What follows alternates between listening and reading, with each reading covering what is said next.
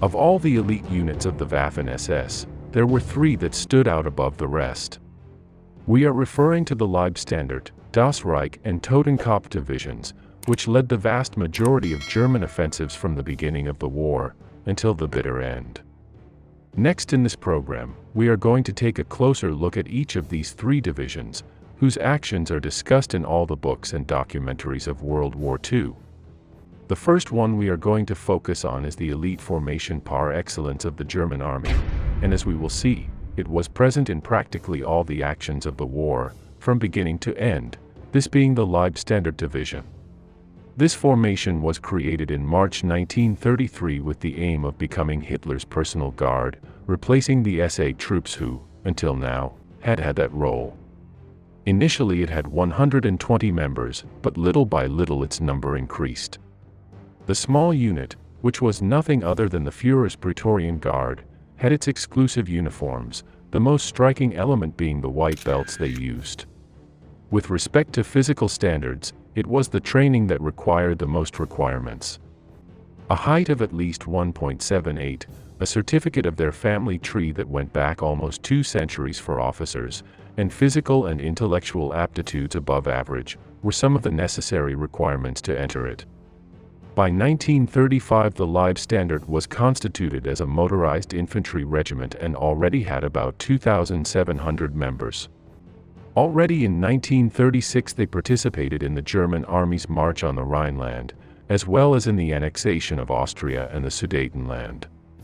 As a curiosity, and despite their hard training and preparation, their constant presence in formal events in various parades, caused many to ironically describe their members as the soldiers of the asphalt. His first combat action came on September 1 during the invasion of Poland.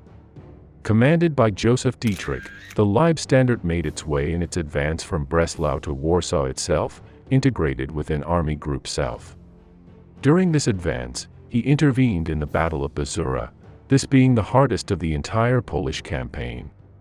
Finally, they participated in the siege of the fortresses that defended the surroundings of Warsaw, specifically Modlin, north of the capital. After the campaign, it was accredited as a very forceful motorized shock unit, this being the perfect tool for the type of war that the Germans had proposed. Due to this, for the next campaign it was decided to enhance it even more. This would arrive a few months later when the Germans attacked France. For this campaign the Leibstandarte was reinforced with a second company of anti-tank guns, with a greater number of sappers and with its own artillery unit. Finally, a series of Stug 3 type armored vehicles were also assigned to him, but when the campaign began, these had not yet been integrated into the unit. The mission of the Leibstandarte was to cross Holland in the first place and Belgium in the second at lightning speed.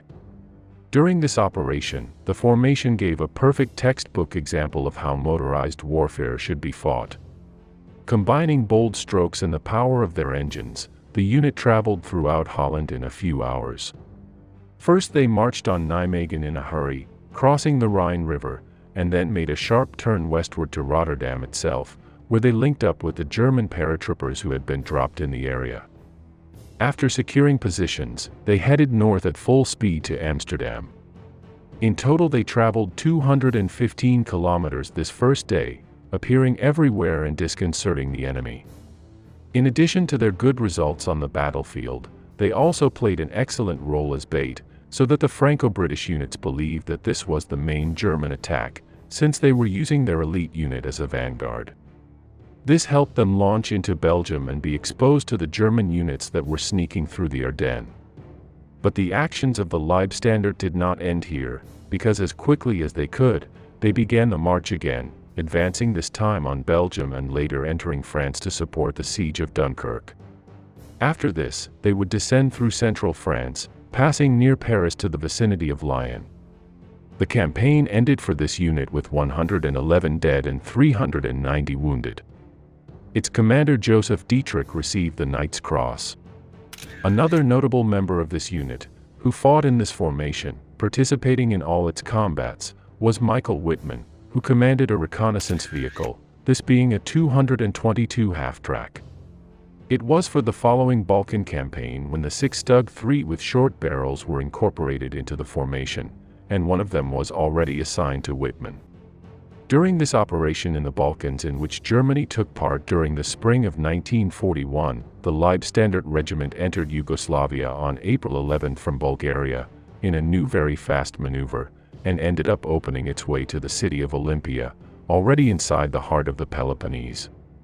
Once this campaign was over, the unit was prepared for the invasion of the Soviet Union that would begin just a few weeks later. Constituted as a brigade, and with a size of about 11,000 men, the unit was initially left as a reserve during the first days of Operation Barbarossa. It was specifically on July 2 when they were sent to Army Group South, since it was the one that was advancing the slowest. First they headed towards Kiev, and then headed south. Advancing along the northern bank of the Bug River, they reached the Crimean Peninsula and continued advancing along the northern Sea of Azov to Rostov. This spectacular advance had to be made at the cost of a heavy number of casualties, and it is estimated that by mid-November, when the Soviets counterattacked in the Rostov area, the Leibstandarte had only 35% of its original staff as regards to troops and 15% of vehicles. As we already saw in the program about Germany's first withdrawal on the Eastern Front, the Leibstandarte had to face very tough defensive combats at the end of November, which made it retreat to the Meuse River, along with the rest of the German army. After these winter months, in which the unit ended up suffering terrible casualties, and after months fighting practically without rest, by mid-1942, shortly before the start of the new Great German Offensive on the Caucasus and Stalingrad, the Leibstandarte was sent to France to recover and reconstitute itself, this time as a Panzer Grenadier Division. With this objective, the division would be equipped with the newest Panzers IV with long cannon and the famous Tigers, which were going to be released, among many other armored vehicles. By January 1943, the Leibstandarte, completely recovered and re-equipped, had almost 21,000 troops and was one of the most powerful units in the entire German army. To this we have to add that with it in France they were also re-equipping the Totenkopf and the Das Reich, with similar characteristics. These units would be rushed back to the Eastern Front at the end of January 1943 to stabilize the front after the failure of Stalingrad. Together they were going to form one of the most powerful army bodies of the entire conflict. Thus, and after being sent to present-day Ukraine, during the months of February and March they fought fierce combats in the vicinity of Kharkov and Belgorod, in what was known as the Third Battle of Kharkov, securing the front again and leaving everything ready for that summer's offensive. The Leibstandarte lost more than 4,500 soldiers killed and wounded in these operations. During the months that elapsed from April to July 1943, the division was even better equipped, and was equipped with the most modern armor. For Operation Citadel, the Leibstandarte had a total of 216 armored cars of all types, among which 13 Tigers stand out, one of them being that of Michael Whitman, who for the first time took control of one. This division marched towards the city of Prokhorovka, integrated into the II Corps of the Waffen SS, where it fought one of the toughest battles of the entire operation on July 12. After different battles throughout the region, it was finally sent to Italy at the end of July, after leaving all its heavy equipment there to the Das Reich and Totenkopf divisions. The mission of the Leibstandarte in Italy, in which Mussolini had just been deposed and the Allies were already threatening to invade, after having landed in Sicily, was to occupy part of the country. Additionally, during this mission, they had some combat with some local partisans. A little later, in October 1943, it was rebuilt again, this time with an armored division. He once again had a force of almost 20,000 men and more than 200 battle tanks. These included 95 Panzer IV, 96 Panthers and 27 Tiger tanks. Despite these good numbers, after a couple of months of combat and before even reaching the new year of 1944, the Leibstandarte had completely bled dry in its defensive combats in the vicinity of the Dnieper River. To these great losses, which did not even mean that it had more than 35 active panzers, we must add that it had to transfer a part of its personnel to the new Waffen SS Division that was being formed. This, as we already saw, was the 12th Panzer Division Hitlerjugend, which was made up of boys between 17 and 19 years old, but with veteran commanders from other very seasoned units such as the Leibstandarte. Despite no longer being a shadow of what it had been just a few months ago, the Leibstandarte continued fighting hard at the beginning of 1944, participating in the liberation of the German troops surrounded in Cherkasy. By March 1944, it had only 41 officers, 137 non-commissioned officers, 1,000 soldiers, and a number of panzers that did not exceed a dozen. This forced her to be sent to Belgium in April to recover. After 2 months of margin until the front in Normandy opened, the division once again had 20,000 troops.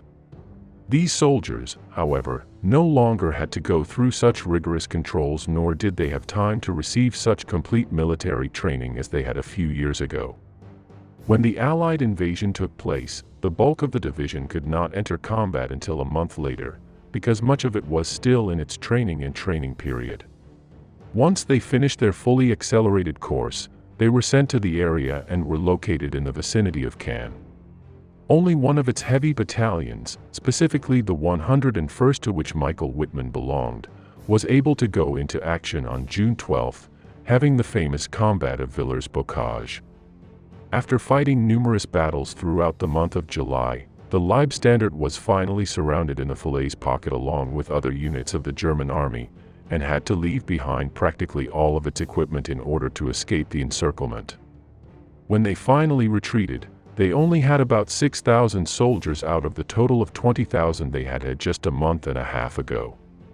Once in Germany, she was again re-equipped and her casualties were covered. We have to indicate that this type of divisions had total priority when receiving both men and material, and that is why they were always the ones that were re-equipped first.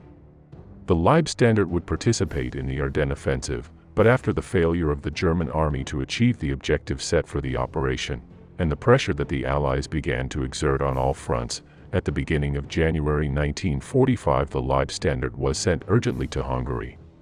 There he carried out his last and most desperate battles in his attempt not to lose the Hungarian capital and the country's oil sources, which were the last ones left to the Germans. By April 7th, the division again had no more than 1,500 troops and practically no armor. Everything was already lost, but this unit did not stop fighting at any time, retreating little by little to Vienna and then to Tyrol. Finally, between May 8th and 9th, what little remained of the division was surrendered to the United States at Linz, near Austria's border with Germany. The next division that we are going to see is also one of the most powerful of the Waffen SS, this being the feared Das Reich, which was also the most decorated unit, reaching 69 Knight's Crosses. They are followed by Leibstandarte with 58 and Viking with 55. This combat unit that we are going to analyze below participated in practically all the major operations of the war, including the Battle of France, Operation Barbarossa, Manstein's counteroffensive in Kharkov, the Battle of Kursk, Normandy, Ardennes, the Lake Balaton offensive, and finally the battle for Austria. We find the origin of this division when, after the Polish campaign, it was decided to unite 3 independent regiments of the Waffen SS and form a division with them. These regiments were the Germania, Der Führer, and the Deutschland. Because these units had participated in the Polish campaign, the newly formed German division featured experienced soldiers from the start. Under the command of Paul Hauser himself, this unit, which at that time was not yet called Das Reich, participated in the Battle of France on May 10, 1940. Accompanying the Leibstandarte regiment, this formation advanced throughout Holland, reaching Rotterdam on the 12th. Later he remained in Holland with the task of reducing Allied resistance groups that had remained in the Zeeland region. Once their task here was completed, on May 24th they went to support the siege that the Germans had established in Dunkirk. There they had heavy fighting in an attempt to prevent the rescue that the Allies were carrying out, but they were unable to penetrate the Allied defenses until most of their enemies had managed to escape.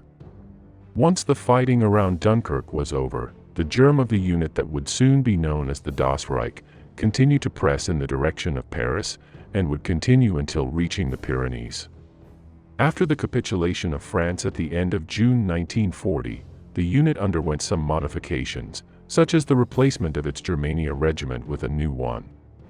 This Germania regiment was the basis on which the 5th Division of the Waffen SS, known as the Viking Division, was to be created.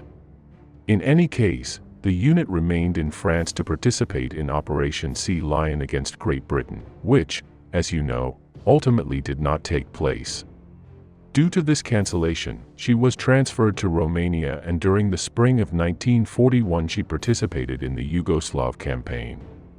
It was precisely during this operation that one of the first great successes of this division occurred, which was carried out by a young officer named Fritz Klingenberg. His feat was to take Belgrade with only 6 men, in one of the most brilliant actions of deception in military history. Das Reich then prepared to participate in Operation Barbarossa, specifically within Army Group Center. It would be on Soviet soil where Das Reich would have its toughest and bloodiest battles, suffering a high number of casualties. After fighting in numerous battles around the cities of Yelnya and Smolensko, the depleted division continued to Moscow. There it was completely destroyed after the Soviet counteroffensive in December 1941, and had to be urgently sent to France to rebuild. In February 1942, when it was withdrawn, it was estimated that more than 60% of its original troops had been lost, making a total of about 10,700 soldiers. While it was being reorganized in France, now becoming a Panzergrenadier division, Das Reich participated in the occupation of Vichy, France in November 1942 and later went on to guard the important port of Toulon. By 1943, already completely recovered, Das Reich was urgently sent along with its sister divisions to the Eastern Front to try to stabilize the situation after the German disaster at Stalingrad and the unstoppable Soviet advance along the entire German southern flank. This division was one of the first units of the recently created 2nd SS Panzer Corps to reach the vicinity of Kharkov and Belgorod to stop the Red Army. Without time to acclimatize, Das Reich quickly entered combat and found itself overwhelmed by the Soviet power. Little by little this division also began to retreat and was almost annihilated in Kharkov. Later, on February 20, 1943, Das Reich joined the counterattack that Manstein carried out in the area and remained on the offensive for a month, along with other units of the German army. Once these operations were completed, and before the arrival of the rains, thaw, and mud, the Eastern Front had a few months of calm, in which both adversaries took the opportunity to reinforce themselves. On this occasion, Das Reich prepared to attack the Kursk salient from the south, being used as a spearhead along with the Leibstandarte and Totenkopf. In this summer of 1943, Das Reich had about 20,000 troops and about 223 armored vehicles of all types, among which 14 Tigers and dozens of Stug tank destroyers stand out. This made it one of the most powerful divisions of the Third Reich. Furthermore, on this date the division commander was the famous General Walter Kruger. The German offensive in Kursk began on July 5, and although during the first days they achieved a good rate of advance, little by little they lost their rhythm until they became stagnant. The moment of greatest intensity in the southern clamp was the one that occurred between July 10 and 15 in Prokhorovka. There Das Reich had one of its fiercest battles against the Soviet 5th Guards Tank Army. In this battle the 2nd SS Panzer Corps finally prevailed over the Red Army, causing terrible casualties. However, despite everything, the German advance on the Kursk salient was completely paralyzed. On July 12, the Soviets began attacking the Ural salient in the north, and by the 17th they did so in the Donets Basin. This forced the Germans to have to withdraw troops that had participated in the offensive on Kursk, and now send them to protect their flanks. It was from here that Das Reich began fighting in a series of defensive battles along the entire German southern flank of the Eastern Front. After months of hard fighting without rest, the Das Reich was completely exhausted and depleted, so it had to be sent back to France to rebuild. On this occasion it would be designated as the SS Panzer Division instead of as the Panzergrenadier. The French city chosen for this reconstruction was Montauban, in the south of France.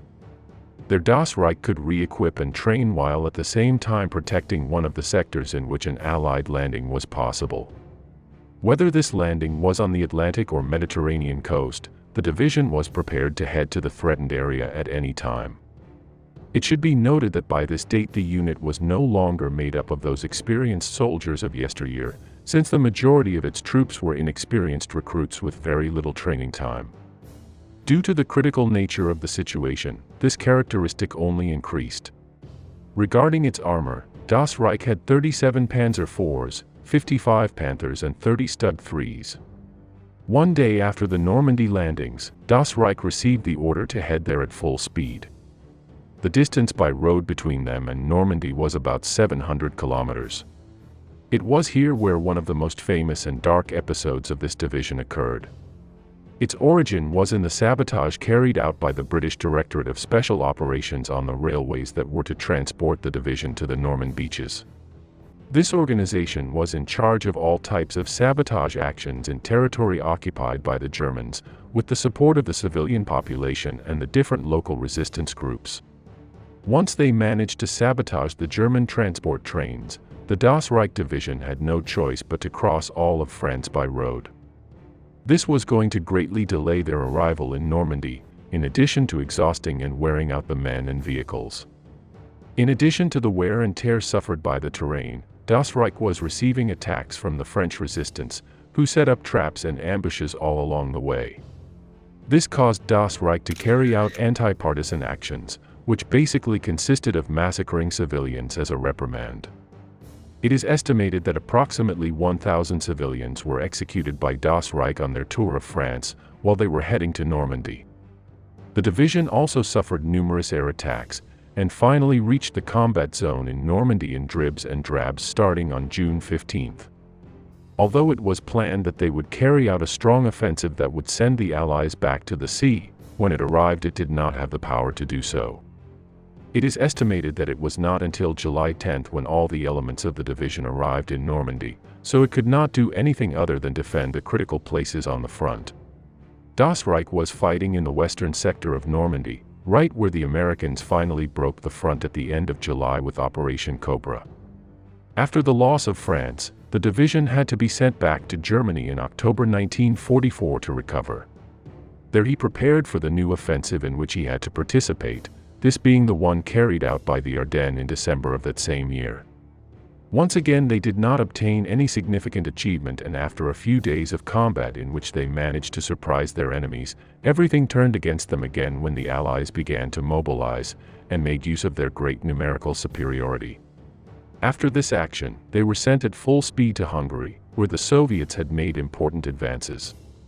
There they participated again in one of the last German offensives of World War II, this being the Lake Balaton offensive. Finally, and after being rejected here as well, Das Reich continued fighting in its withdrawal towards Vienna. Another small group of the division would end its days in Prague, where it helped evacuate civilians so that they would not fall into the hands of the Soviets. Finally, the Das Reich men surrendered to the Americans near the city of Linz, although there were other smaller groups that did so in other places. End of December 1944. After having contained the Soviet advance on Warsaw during the previous summer, the Totenkopf Division, together with the Viking Division of the Waffen SS, is being moved at full speed to the outskirts of Hungary.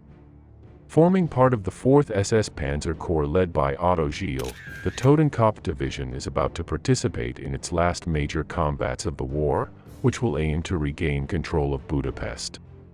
But before looking at the final stage of this unit, known as the Skull Division, let's see how it came about and what the combat record of this elite division of the Waffen SS was. The Totenkopf Division emerged in October 1939, just after the Battle of Poland, and included up to 6,500 SS men who had worked as guards in different German concentration camps. Although this troop had no combat experience, the officers assigned to the Totenkopf were veterans of other independent SS units that had fought in the Polish campaign. After almost 8 months of formation and training, the Totenkopf was ready to participate in the Battle of France. When the German attack against France began on May 10, 1940, this unit was kept in reserve until May 16, when it was sent to Belgium, assigned to Army Group A, which was leading the spectacular advance through the Ardennes. Their mission was to reinforce the advance that Rommel's 7th Panzer Division was making, which was one of the fastest-moving units. During this advance towards the Atlantic coast, which had the objective of isolating all Franco-British forces northeast of the Somme River, the Totenkopf was involved in a multitude of fierce combats, carried out by French counterattacks. By May 20th, they were able to establish contact with Rommel in the vicinity of Cambrai, after having captured a couple of cities southwest of said town, with which they had been able to capture 16,000 enemy soldiers. Next, the Totenkopf continued advancing towards the Atlantic to finish bagging a large part of the Allied coalition, becoming involved in the Battle of Arras, in which a last Allied attempt to stop the German advance was carried out, which also failed. Following the arrival of German troops on the Channel coast, the Totenkopf performed occupation and security duties near Calais, until on June 7 it was sent near Paris.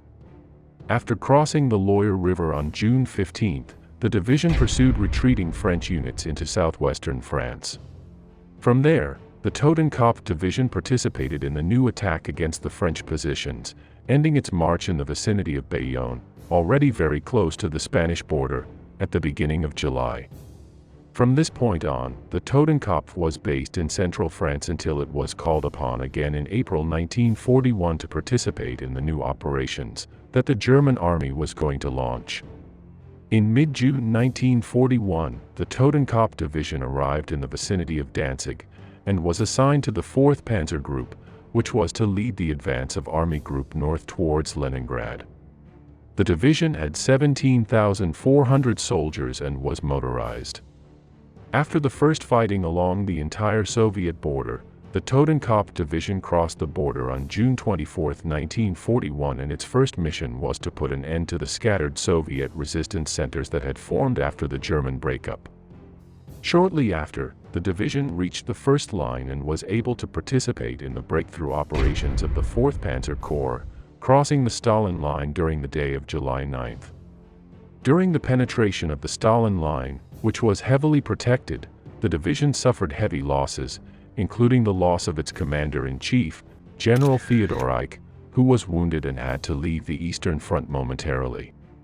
Approximately, by July 11, after having passed the Stalin Line, the Totenkopf had suffered 1,700 casualties, which represented 10% of the unit. The advance continued until by mid-July the division reached the vicinity of Lake Ilmen, where it fought until August. From there, it was transferred a little further south to Demyansk, where it fought throughout the remainder of that year, 1941. It should be noted that this swampy area in which the Totenkopf had to fight during these autumn months was not the most appropriate for a motorized division. Following the Soviet counteroffensives of early 1942, the Totenkopf division was surrounded in what was known as the Demyansk Pocket in January of that same year. During the 2 months of battle in which this unit, along with other Wehrmacht divisions, was surrounded in Demyansk, the division was divided into 2 battle groups and had to bear the brunt of the fighting inside the pocket. The only positive thing that this elite division of the Waffen SS could count on was better winter equipment to withstand temperatures of more than 30 degrees below zero. This is because this unit did receive a shipment of winter clothing and equipment. When the Germans were finally able to restore the situation in Demyansk, of the 93,000 soldiers who had been surrounded in February, at the end of April only 14,000 were still fit to fight. Regarding the strength of the Totenkopf division, they had been reduced by 80%, leaving the unit practically annihilated, which had to be transferred to the south of France to recover. Because the division had to be practically rebuilt in its entirety, it was decided to convert it into a Panzer Grenadier division, which would give it superior firepower on the battlefield, as it would be equipped with tanks and mechanized infantry. The new recruits who were to form part of the Totenkopf began training in the fall of 1942, and would no longer have as much time for this training as the original members had had.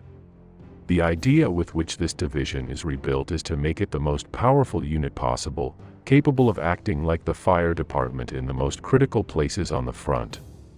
Furthermore, the Totenkopf was not the only Waffen SS division that was being rebuilt with the same mission, as something very similar was also happening with the Leibstandarte and Das Reich. Their training was interrupted by the American landing in North Africa, in what was known as Operation Torch, and due to the danger of invasion that existed on the French Mediterranean coast, the Germans decided to dismantle Vichy France and occupy this territory. Thus, and due to its proximity, the Totenkopf was one of the divisions that, starting on November 10, 1942, participated in this operation. A few days later, the Soviet attack against the flanks of Stalingrad took place, which disrupted the entire German southeastern front. After subsequent offensives such as the one represented by Operation Saturn, which threatened to pocket the entire group of southern German armies against the Sea of Azov, the Germans began to desperately send reinforcements to the area. One of the most powerful reinforcements was that of the elite divisions of the Waffen SS such as the Leibstandarte, Das Reich and Totenkopf, which became part of the 2nd SS Panzer Corps, which was one of the most powerful units that the German army could put on the battlefield in the entire Second World War. Under the leadership of Marshal Erich von Manstein, this Panzer Corps participated in Manstein's great counterattack that was able to re-establish the Eastern Front in March 1943. During these fighting, which were also known as the Third Battle of Kharkov, Totenkopf General Theodor Reich was killed on February 26 when his reconnaissance plane was shot down. As a curiosity, this motivated his men to ruthlessly attack the area where the plane had fallen to try to recover the body of his general, an action that they finally succeeded in. The next major operation in which the Totenkopf participated was the Great Summer Operation of 1943, with the name Citadel Key. This was a German attempt to deal a major defeat to the Red Army and regain the strategic initiative, as well as demonstrate to the world that they were still strong.